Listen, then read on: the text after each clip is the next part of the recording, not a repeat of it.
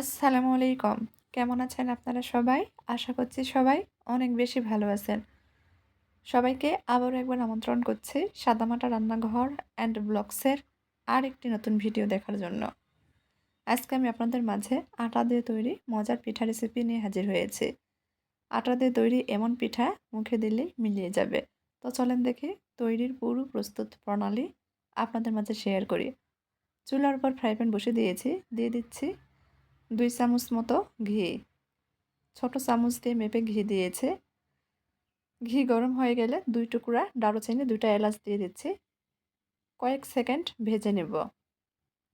ভাজা হয়ে গেলে চায়ের কাপে মেপে হাফ কাপ মতো সুজি দিয়ে দিচ্ছি। চুলার আঁচ লো হিটে করে রেখে অনবরত নেড়েচেড়ে সুজি ভেজে নেব।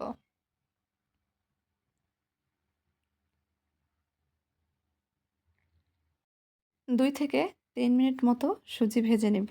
সুজি ভাজা হয়ে গেছে। দিয়ে দিচ্ছি যেই কাপ দিয়ে মেপে সুজি নিয়েছিলাম সেই কাপ দিয়ে মেপেই আমি 1.5 কাপ পরিমাণ দুধ। দুধ আগে থেকে জাল করে ঘন করে নিয়েছি। এ পর্যায়েও কিন্তু চুলার আঁচ লো হিটে করে রেখে দিয়েছি।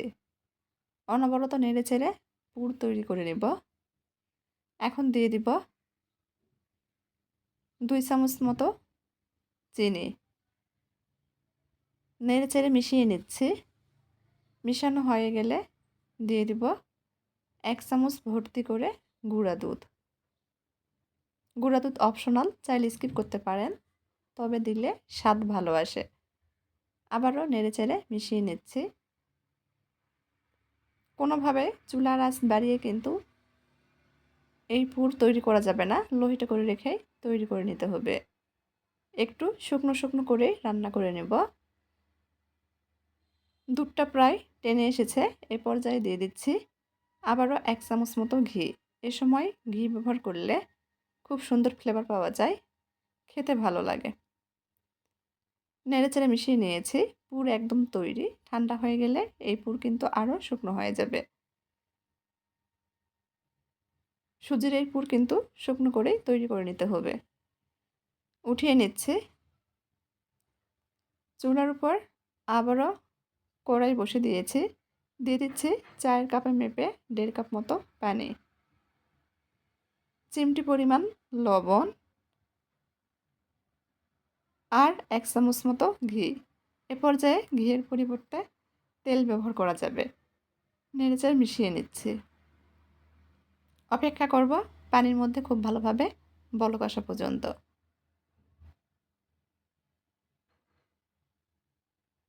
খুব ভালোভাবে বলক চলে এসেছে। দিয়ে দিচ্ছি যেই কাপ মেপে পানি সেই কাপেরই সমপরিমাণ আটা। এখানে গমের আটা ব্যবহার করছি। চাইলে কিন্তু আপনারা চালের গুঁড়াটা ব্যবহার করতে পারেন। তবে আজকে আমি আটা দিয়েই পিঠাটা তৈরি করব। অনবরত নেড়েচেড়ে ডো তৈরি করে নিচ্ছে। আটাটা যাতে খুব ভালোভাবে সেদ্ধ হয়ে যায়। ভিডিওর মধ্যে কথাবার্তায় যদি কোনো ভুল হয়ে থাকে প্লিজ সবাই মানিয়ে নেবেন। ক্ষমা সৌন্দর্য দৃষ্টিতে দেখবেন।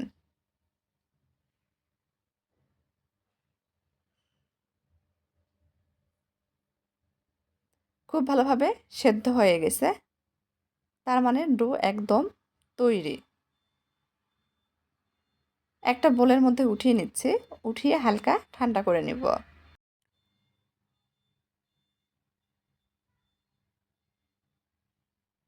ডো ঠান্ডা করে নিয়েছি, তবে পুরোপুরি ঠান্ডা করিনি, এখনও কুসুম গরম আছে। খুব ভালোভাবে মথে নরম ডো তৈরি করে নিব। একটু সময় নিয়ে মথে নিতে হবে।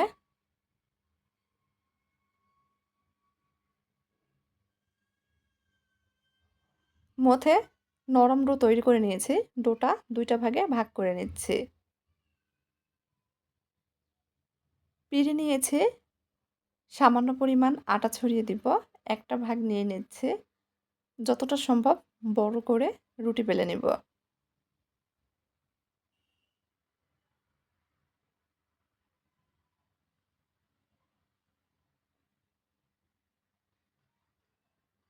রুটি বেলে নিয়েছে, দেখেন এর পুরুত্ব কীরকম রেখেছে।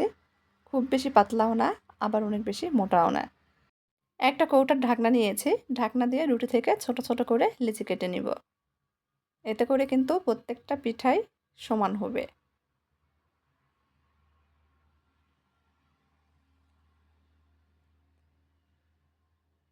একইভাবে রুটির বাড়তি অংশগুলো আবারও বেলে লিচি কেটে নেব।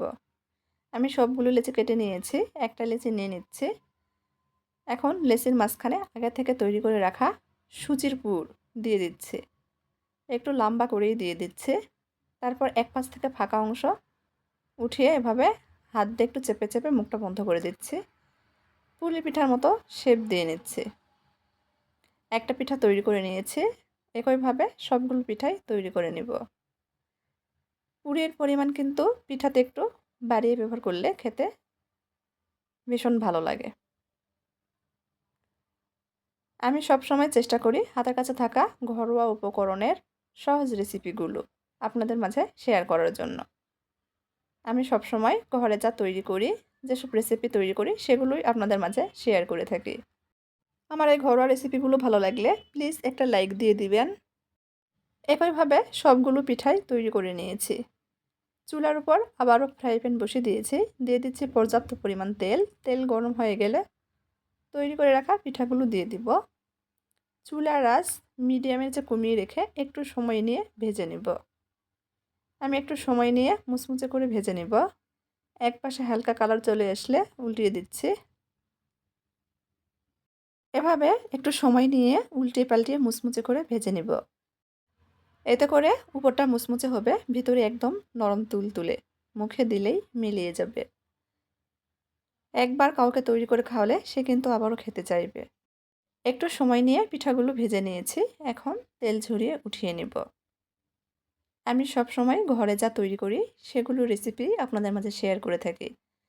আমার এই ঘরোয়া রেসিপিগুলো ভালো লাগলে প্লিজ সবাই চ্যানেলটি সাবস্ক্রাইব করবেন। লাইক কমেন্ট শেয়ার করে নিয়মিত চ্যানেলের পাশেই থাকবেন। সবগুলো পিঠা একইভাবে ভেজে নিয়েছি, পরিবেশন করে নিয়েছি।